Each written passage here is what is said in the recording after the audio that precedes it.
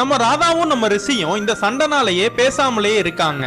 அதுக்கப்புறம் இவங்க எல்லாருமே ஒரு மெடிக்கல் கேம்புக்காக ஒரு வில்லேஜுக்கு போறாங்க. அங்க ராதா எவ்வளவு லேட்டா வந்தாலும் ரிஷி வெயிட் பண்ணி வீட்ல விட்டுட்டு தான் போறான்.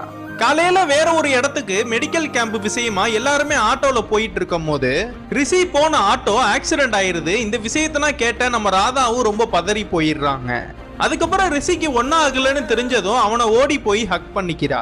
இவங்க ரெண்டு பேருமே ஒன்னு சேர்ந்ததுக்கு அப்புறம் நம்ம ஃபேமிலியவும் எப்படியாவது ஒன்னு சேர்க்கணும்னு பிளான் பண்றாங்க.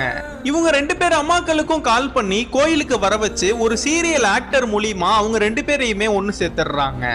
இவங்க ரெண்டு பேர் அப்பாவுக்கும் தெரியாம போன்ல ஒருத்தருக்கு ஒருத்தர் மெசேஜ் பண்ணி அவங்க ரெண்டு பேரையுமே தியேட்டர் பக்கம் வர வச்சு அவங்கள ஜாலியா படம் பார்க்கவும் வச்சிடுறாங்க. இது எல்லாத்தையுமே நம்ம ராதாவோட அண்ணனுக்கு தெரியப்படுத்தணுங்கிறதுக்காக நம்ம ராதாவும் நம்ம ரிஷியும் வேணுக்குனே அவங்க அண்ணன் கண்ணு முன்னாடி வண்டியில போறாங்க. பின்னாடியே ஃபாலோ பண்ணிட்டு வந்தவரை அவங்க ரெண்டு பேரும் அம்மா